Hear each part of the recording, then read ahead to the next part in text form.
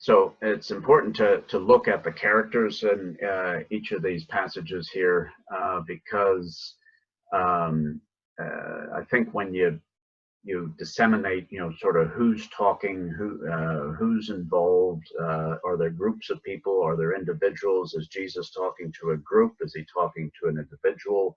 How are they interacting? So this kind of stuff. So I think it's important to look, at the characters that are in each passage and how they're interacting. And then we're going to look at how each passage demonstrates Jesus' authority, because that is evident in each miracle that is there, because this is the thing that Matthew wants to put forward quite clearly, is that Jesus is the King of the Jews, and he is the King who has authority. That is one of the main themes of Matthew. And then we're going to look at each person or group's approach to Jesus in terms of how did they do it? Did they come? Did somebody bring them? What was their attitude in terms of coming to Christ? What were they looking? That sort of stuff. And what did they say? And then the last thing here is that we're going to look at Jesus' pastoral response to each person or group. So, because I think there's an awful lot that we can learn in terms of how Jesus deals with people, because, one of God's great goals for us, as it says in Romans chapter 8, where it says he has conformed us to the image of his, or predestined us to be conformed to the image of his Son. And so that's God's great goal for us, is to be like the Lord Jesus Christ. And so when we look at how Jesus dealt with people, then God's goal is for us to be similar to that in terms of how we deal with people. Now, obviously there's things that Jesus does that we can't do, because Jesus is God. There are God things that he does which we can't do. We can't read people's minds. We cannot read people's motives.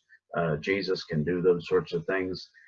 Jesus is able to do miraculous things, which we can't do in our own strength, but we could be involved with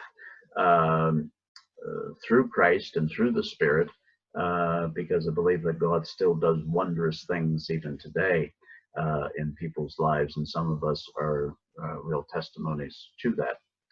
So, so our next screen here is looking at this particular outline, and what we're going to be looking at is the outline of chapters 8 and 9, just how it is constructed.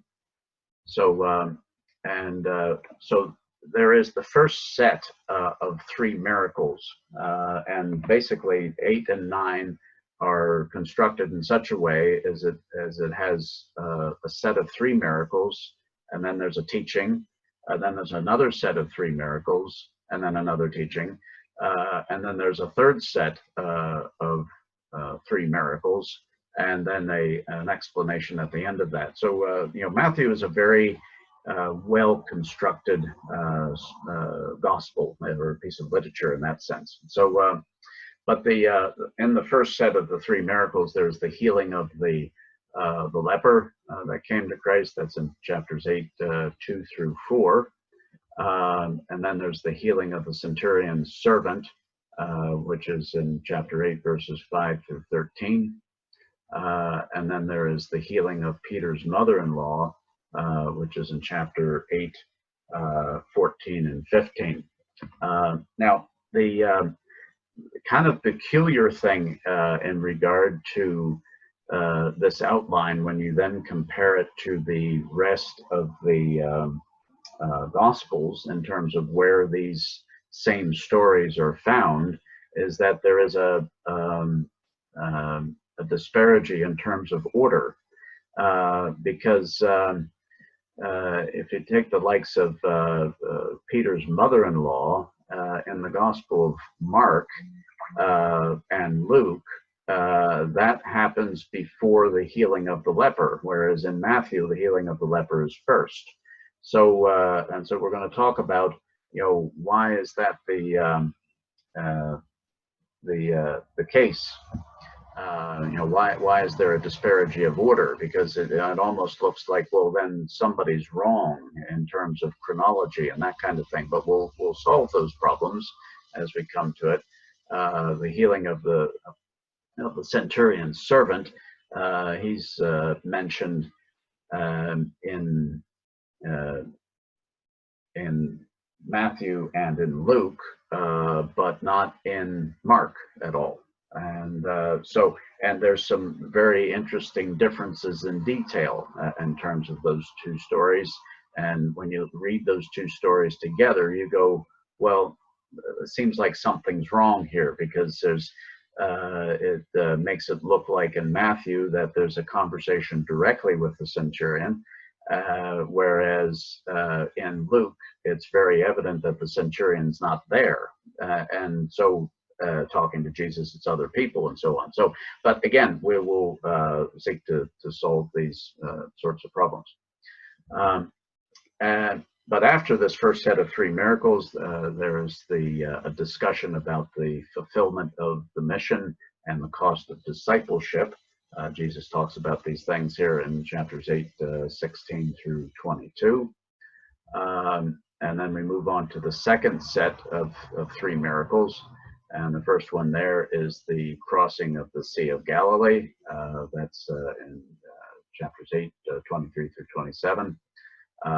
There is the deliverance of the demon-possessed men. There's two men that are mentioned in Matthew, whereas in the likes of Mark, there's only one man mentioned. Why is this? It's just kind of peculiar. So we have chapter 8 here, 28 to 34. And then the third miracle in this second set is the healing and healing and forgiving of the paralytic man. So that's in the beginning of chapter 9 and verses 1 through 8. So you have to take these chapters collectively here, because otherwise you'll miss the outline. So then moving on here, there's then another teaching and discussion. And so there's the calling of Matthew, and there's some questions that are being raised about fasting and that kind of thing, and that's in chapter 9, verses 9 through 17. And then we have the third set of three miracles. So, and out of that, we have the healing of Jairus' daughter and the woman in the crowd. Now, the reason those two things are put together as a single miracle is because they all happen basically at the same time. They're rather connected sort of things, because Jairus comes to Jesus and speaks to him about his daughter. He's on his way to Jairus' house to deal with that situation, but then the woman with the issue of blood, in a sense, gets in the way. That is dealt with, but it's connected to Jairus' daughter, because then there's the issues of that stopping Jesus from getting to do his miracle. What's that look like, and so on. So, and plus there's some differences in the story about Jairus' daughter in Matthew as compared to Mark. And again, why is that? Why is there these differences? Is one right and one wrong? No, they're both right. It's just a different sort of point of view. And the second and the third set here is the healing of the blind men. And then the last one is the healing of the mute man, so the guy that can't talk. So that's in so the blind man is chapter 9, verse 27 to 31, and then the healing of the mute is in verse 32 to 34. So there's three sets of three miracles each. So there's a total of 9 miracles. Now there's multiple people that are being dealt with. So there's more than 9 people being healed or touched in some way. So, and then the last little bit that's at the end of chapter 9, before it then goes into the the second discourse of Matthew, is what is this result of this true authority that Jesus is demonstrating. So, so that's the the outline there of this particular set of chapters. So what we're going to look at today, and this is what we're going to concentrate on, because I don't have any PowerPoint slides beyond this, is dealing with the healing of the leper. So because we're not only going to look at Matthew, but we're going to look at Mark and look at Luke as well, because I think it's important to see what is taking place. And Matthew, Mark, and Luke are referred to as the synoptic gospels, which means it's as we discovered a number of months ago, what synoptic means is means together looking. So we're looking at similar stories from slightly different points of view, and that kind of thing. So so let's look at this particular set of verses here, and it says, and behold, a leper came and worshipped him, saying, Lord, if you're willing, you can make me clean. And then Jesus put out his hand and touched him, saying, I am willing, be cleansed. And immediately his leprosy was cleansed. And Jesus said to him, see that that you tell no one, but go your way, show yourself to the priest, and offer the gift that Moses commanded as a testimony to them. So so the first thing we said we were going to do is basically look at the characters that are in the Bible, and in this particular passage. So we want to make sure that we understand, who's involved here. So and get that cleared up.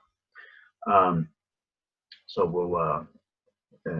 Now, this is also mentioned in Mark chapter 1, this particular story, verse 40 to 45, and it is also in Luke chapter 5, verse 12 through 16.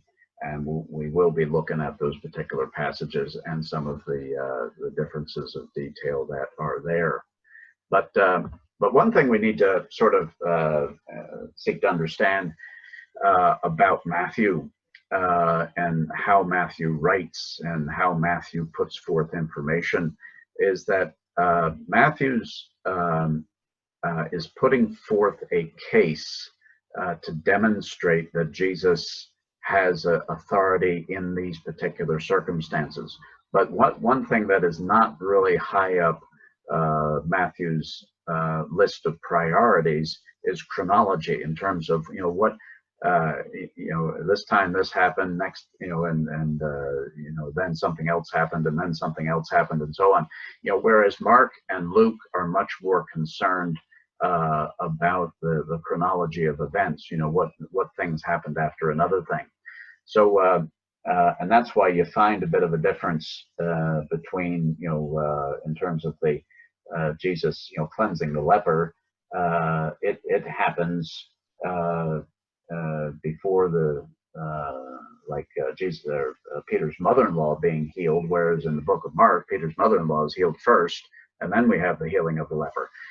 So in chronology, what happened first? That was, Peter's mother-in-law was the first miracle, as it were. But what Matthew is doing here is he's setting out different stories as a collection, because we have to realize that Jesus dealt with many tens, hundreds, thousands of people, and each of those people have their own story. But there's these particular stories that are lifted out to demonstrate certain things. So for Matthew, it was important to put out this whole thing about the leper. So because if you look at the language here in chapter 8 and verse 1, and this is where we have a bit of chronology in terms of a time thing. It says, when he had come down from the mountain, great multitudes followed him. Now, what we then tend to do is we tend to run that straight into verse 2 and say, okay, well, then this is what happens next. But the idea of when it says in verse 2, and behold, that doesn't necessarily mean that that is the first thing that happens when he comes down the mountain. This is just a statement that this is a story that took place probably, sometime in and around that time. But then in verse 5, when it talks about the centurion's servant, it says, now when Jesus had entered Capernaum, the centurion came to him.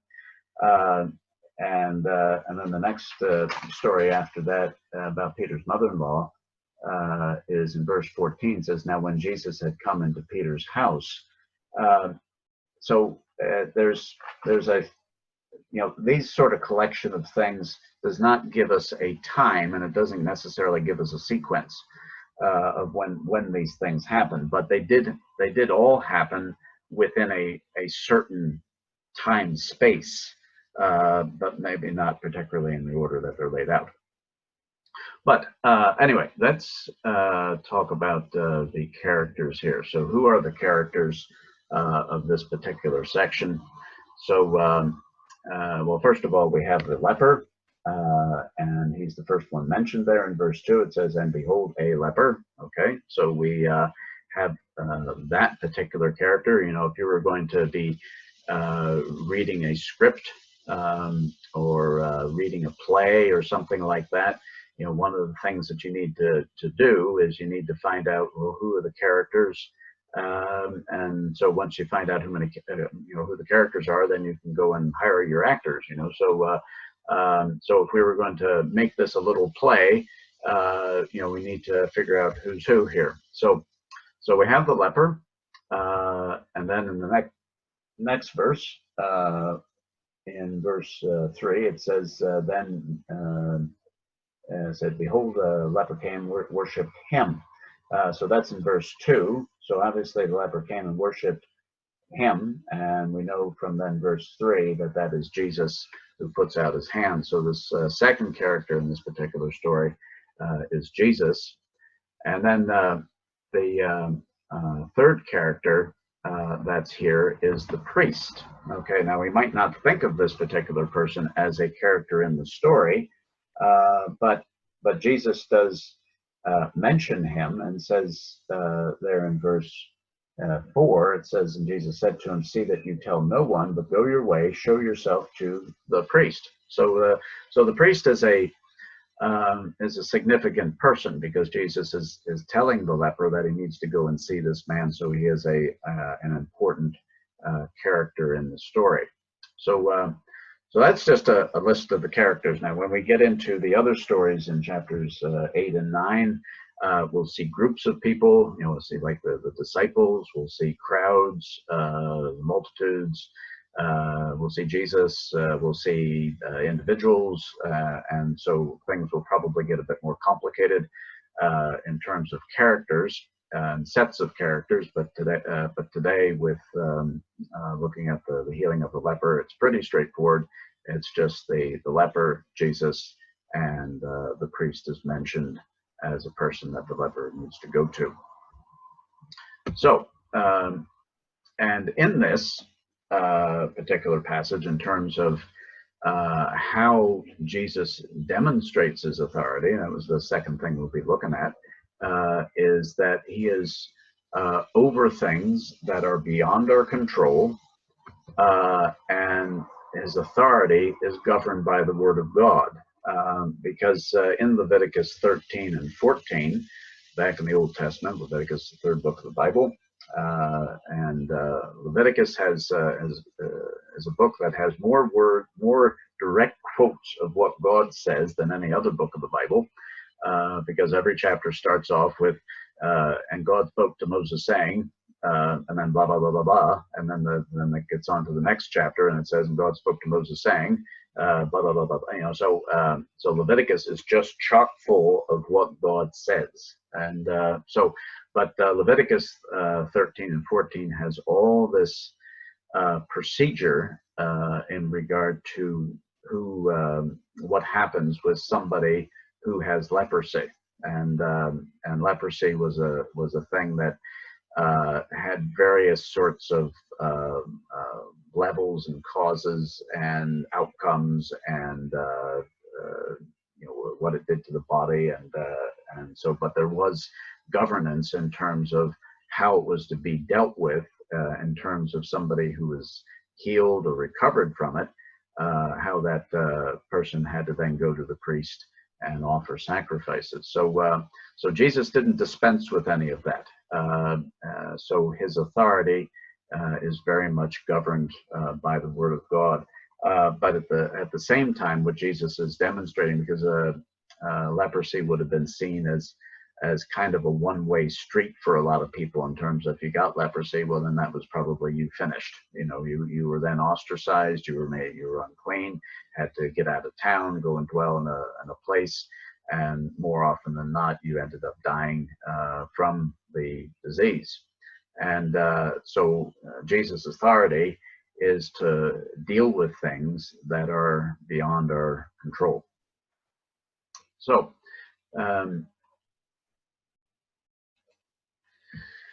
so the next question was how does the person approach Jesus? And I find this is interesting, because when you stop and look at it, again, this will help us then to approach Jesus in certain ways when we have problems or difficulties. So in verse 2 here, just the first part of this verse, it says, and behold, a leper came. And now you might sort of say, well, that's kind of obvious, that's what you need to do. But sometimes we need to look at the obvious and say, well, that's what we need to do, and that's what the leper needed to do in order to get himself sorted out, is that he came. Now, that was kind of a big deal for the leper, because the leper would have been ostracized from society. He would have been told to stay outside of the city. He couldn't mingle with people. He couldn't touch anybody.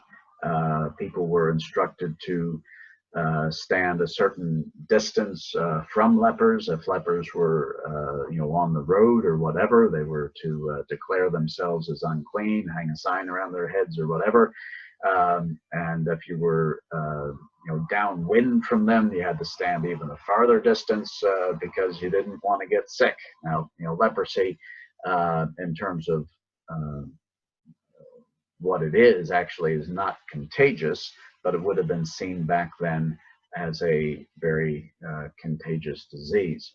So for this leper then to come to Jesus was a pretty big deal, because in the leper's mind, he knew that could be done, because Jesus had a reputation of dealing with people that were hopeless causes, So and all of us were a hopeless cause, So but praise the Lord that we came.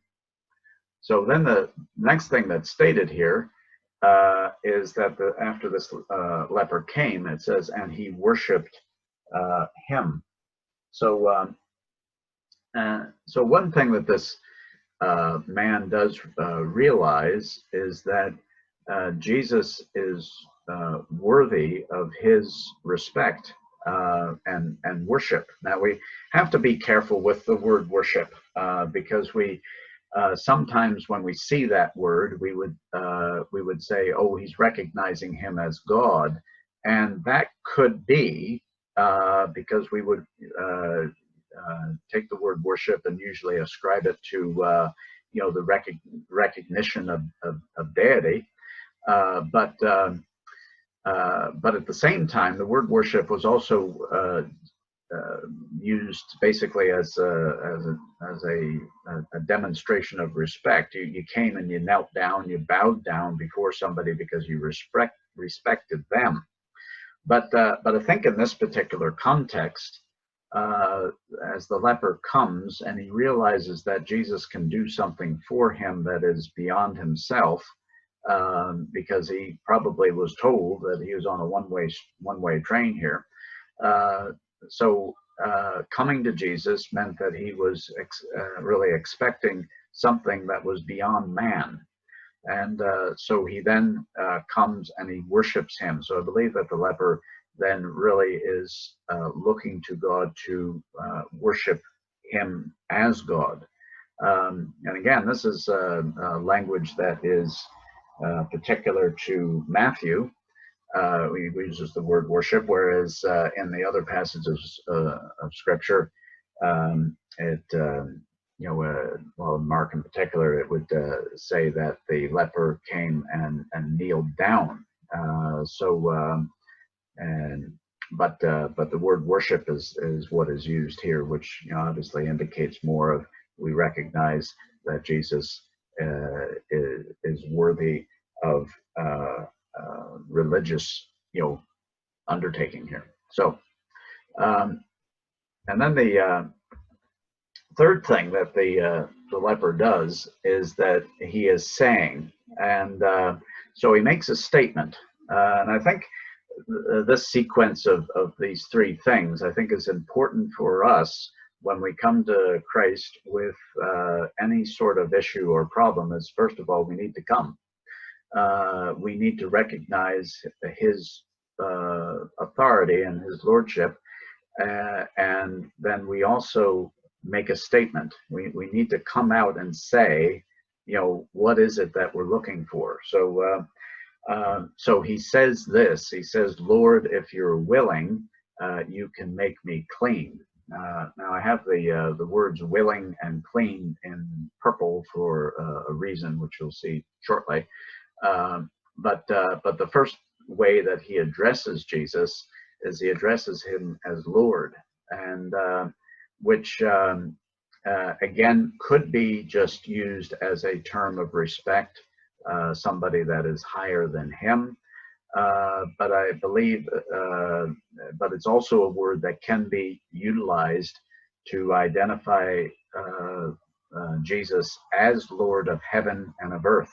And identifying him as God.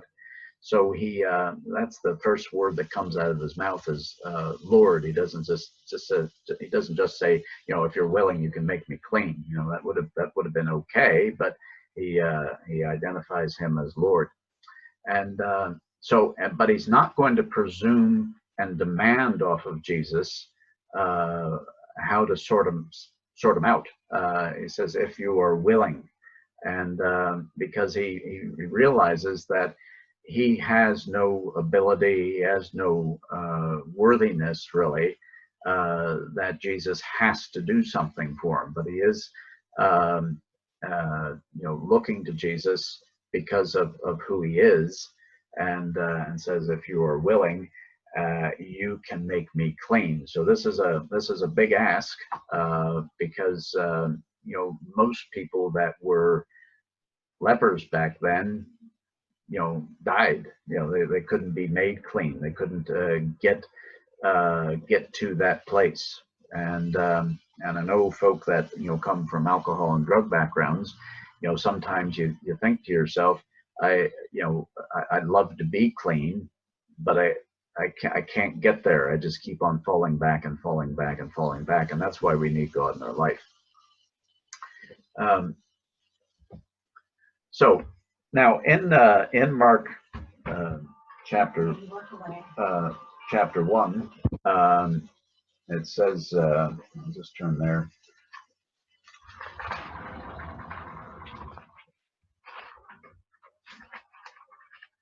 Mark chapter 1 and verse 40, and it says, now a leper came to him, imploring him, kneeling down to him, and saying to him, if you are willing, you can make me clean. So a lot of what is said there is pretty much the same in Matthew, except so the leper came. Mark says he came, but then Mark adds this one word here where he says talks about imploring, and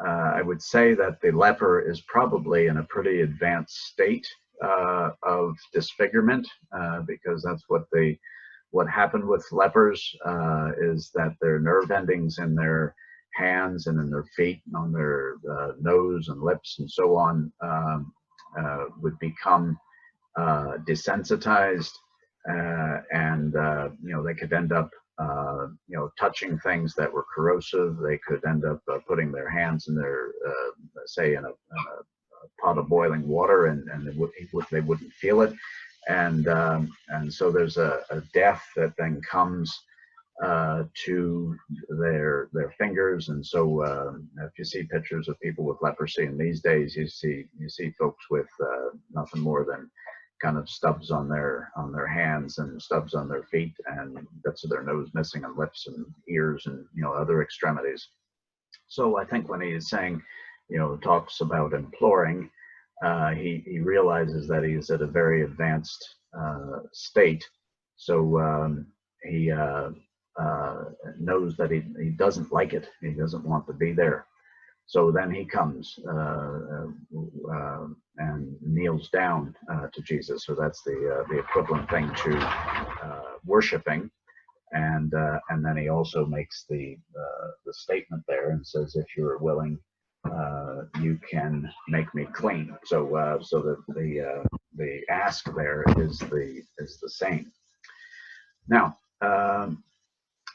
in Luke chapter 5 and verse 12, this is where the story is mentioned again. So obviously this is important to all the writers of the Gospels, that this particular story be relayed, and I think it is because of these particular people really were down and out in a very serious way.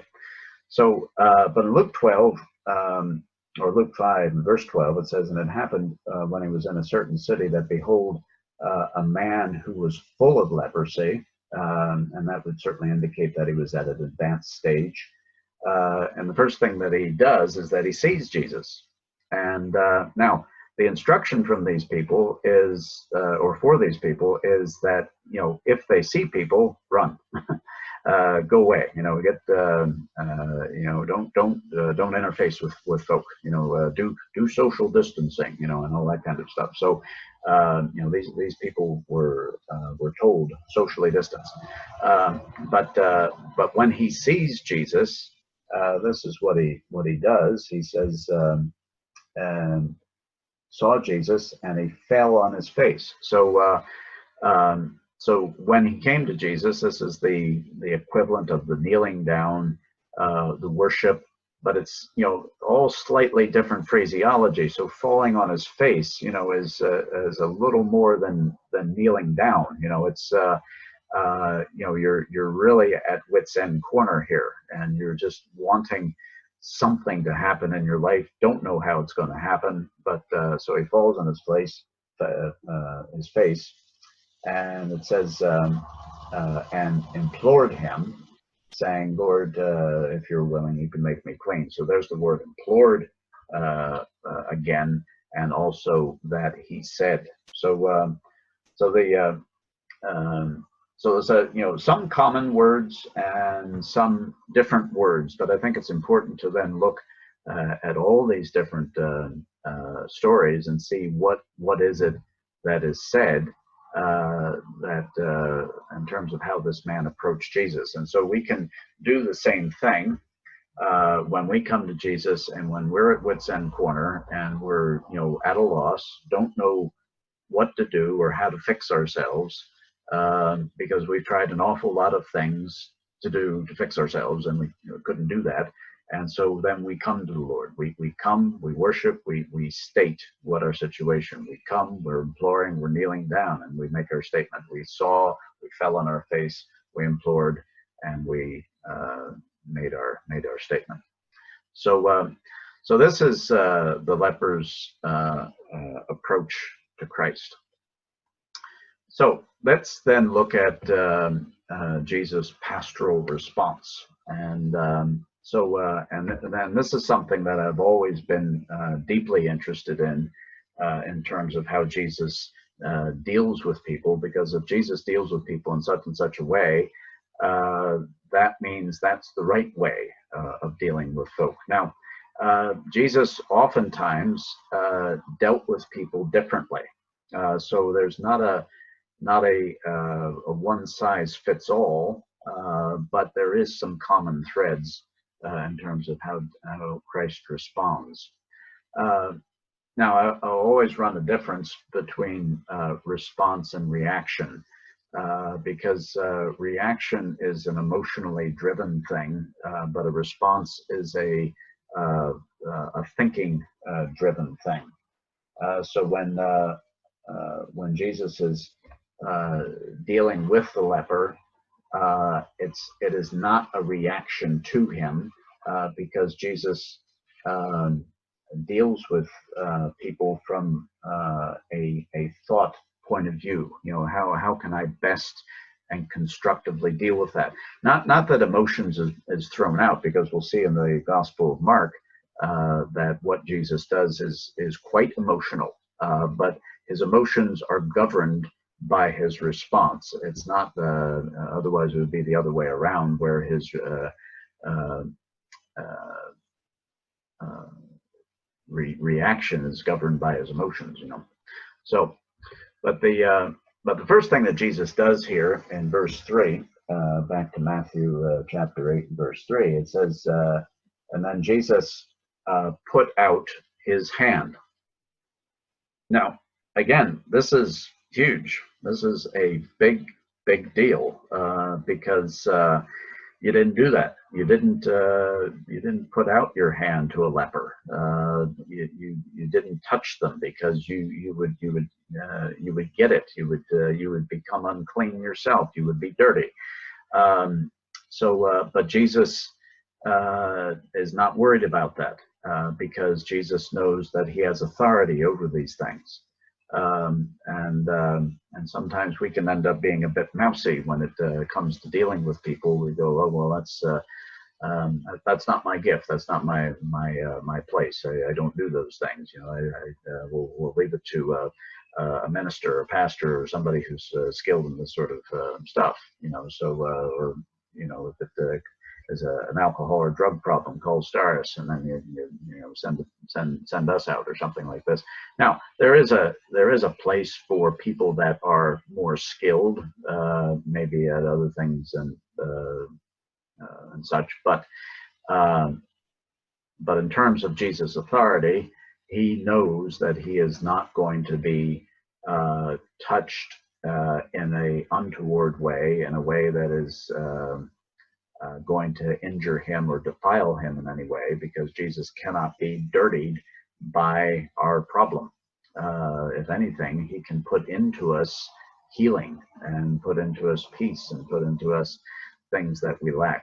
So Jesus puts out his hand, and so he stretches it out and makes really an invitation and gesture to say, look, I'm interested in you, and I'm going to reach out to you.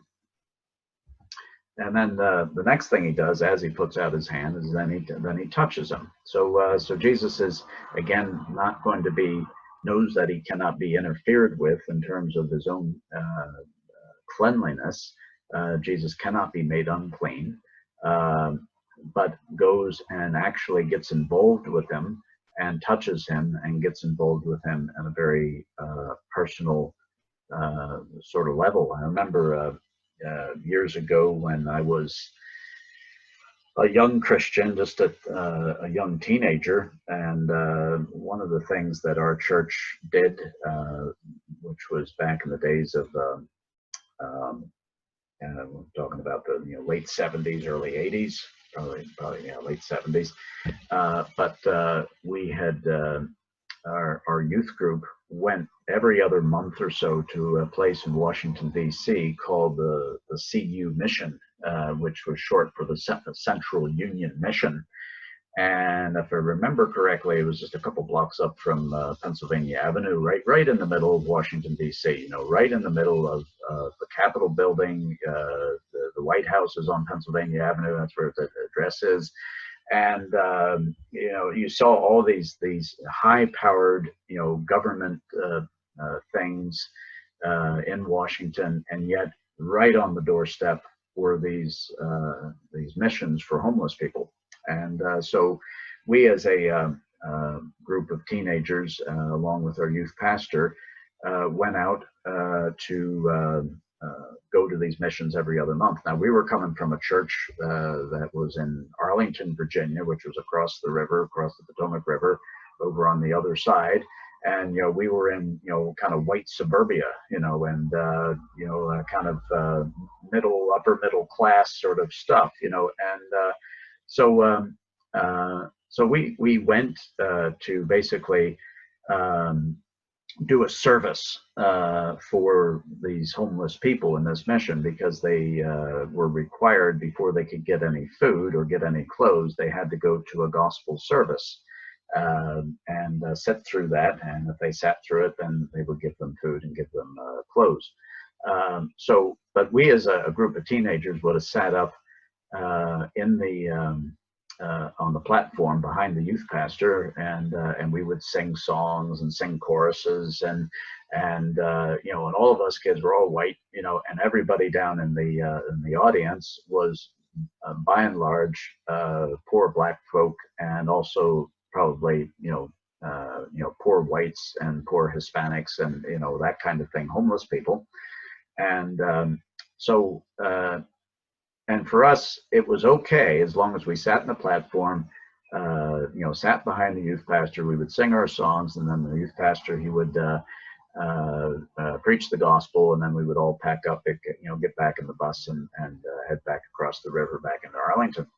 And but we never really interfaced with the people. We might have smiled at them, might have said hello to them, but this one particular night, our youth pastor, he didn't prep us for it. He just, kind of launched it on us.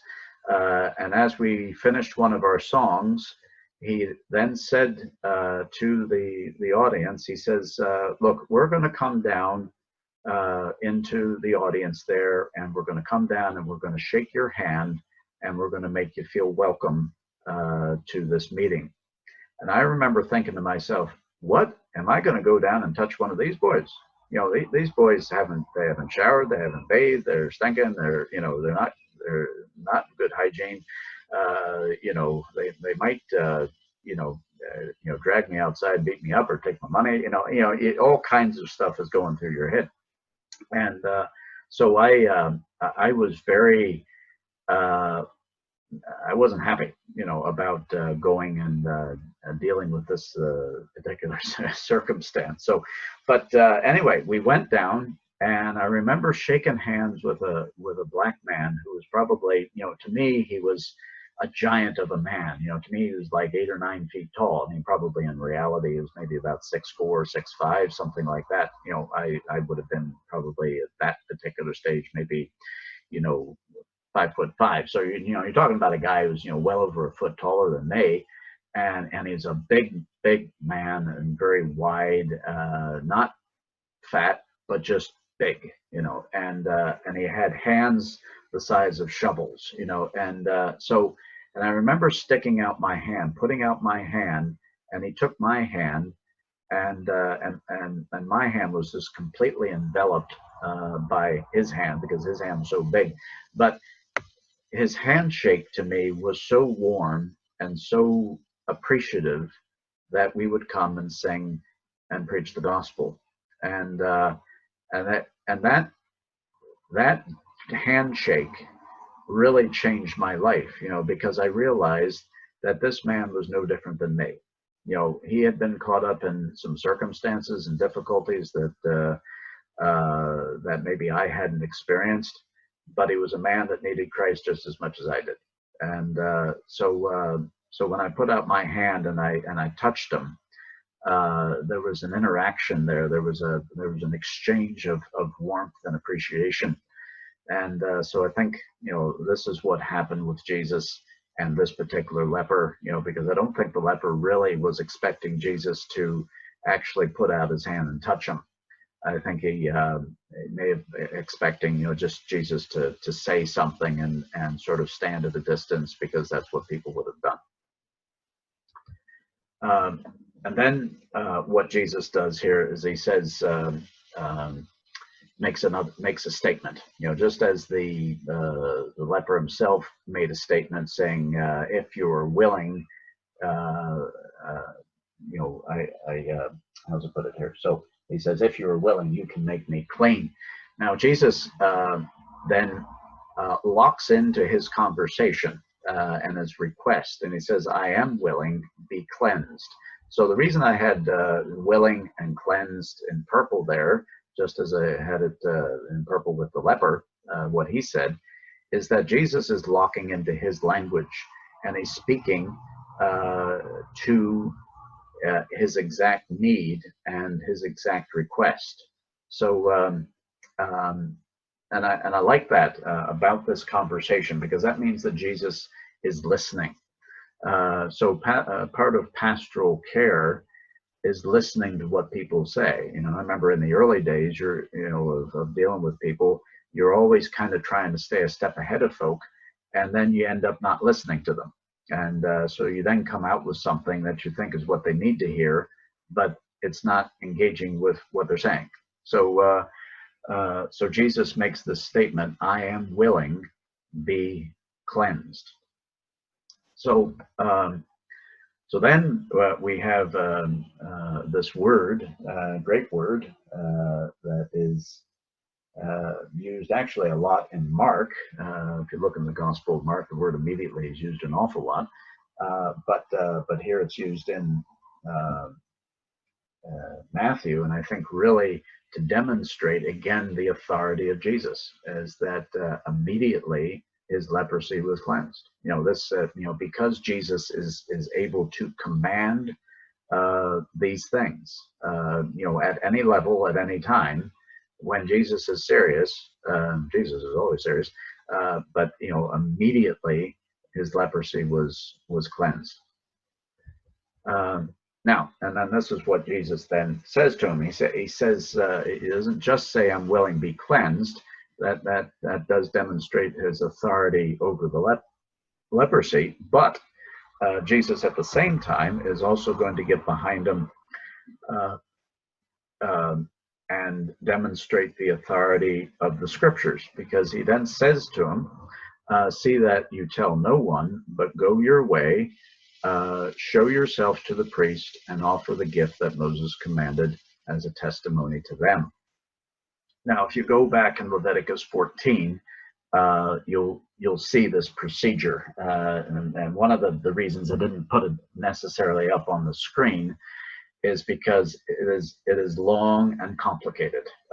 There's all this stuff about, if the hair turns white and it's red, and it's but if the hair is not turned white but it's black and it's scab, and it's there's all this kind of stuff that you have to deal with in terms of leper spots and so on. But the thing is that if you are going to be declared as clean and as recovered and healed from this thing, you have to go and show yourself to the priest, and you have to then offer a sacrifice as a testimony to them. So Jesus is in no way trying to get away from the law of God. Now, if you then look, well, here, we'll get this next thing up on the screen before we talk about the what happens in Mark. But we'll talk about Mark, but then we'll talk about what Jesus says to him, and then what happens after that. Okay. So, but what we're talking here is the pastoral response. So in Mark chapter 1. I'm just turning in my Bible here, so I can hear flipping the pages. So It says this. It says, then Jesus, moved with compassion, stretched out his hand and touched him and said, I am willing, be cleansed. And as soon as he had spoken, immediately the leprosy left him and he was cleansed. And he strictly warned him and sent him away at once and said to him, see that you say nothing to anyone, but go your way and show yourself to the priest and offer for your cleansing those things which Moses commanded as a testimony to them. So, but the things that Jesus does from a pastoral point of view is that he was moved with compassion. So now that's a very emotional thing, but you know, when you look at the end of chapter 9 of Matthew, it talks about Jesus' compassion again, and and compassion is something that uh, really does demonstrate in full color the authority of Christ. You know, it is not just purely an intellectual thing. It's not just his job. Or it's because these people are in his road, so he needs to deal with them or whatever. You know, Jesus deals with people from a purely compassionate point of view. That, you know, he is compelled through his love for them that he do something. So, and then it says here that he stretched out his hand. So Matthew there it uses somewhat more reserved language about putting out his hand, whereas in Mark he says he stretched out his hand, and then he touched him, and then he made a statement to him about I am willing, be cleansed. So now we'll just talk about Luke here, and then I'll get back to Mark just for a second. So it says here in Luke 5 and 13,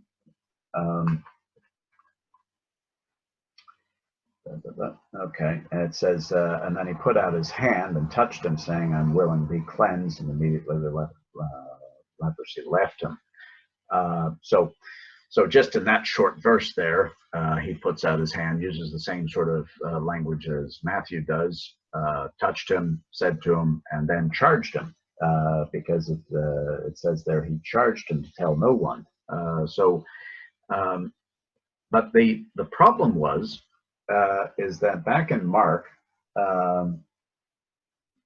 as he charged that particular man, or strictly warned him and sent him away at once and said, look, you know, say nothing to anybody, go your way, show yourself to the priest and offer for cleansing these things which Moses commanded as a testimony to them. But in verse 45 of chapter 1 of Mark, it says, however, he went out and began to proclaim freely and to spread the matter, so that Jesus could no longer openly enter the city, but was outside in deserted places, and they came to him from every direction. So the man was a bit disobedient in terms of what happened. Now I can understand his exuberance. You know, I can understand why he probably said, God, I gotta have to tell everybody and everything here. But when Jesus gives you an instruction and it's according to the Word of God, then that's what you need to do. So so there is, you know, consequences, you know, for how God moves in your life if you don't do it according to what God says. So and that's what happened with this particular man. So that's us. So basically that is that story in terms of how Jesus authoritatively dealt with the leper in Matthew, and also then looking at Mark and looking at Luke. So and hopefully we could learn some things in terms of how to come to Christ with various things.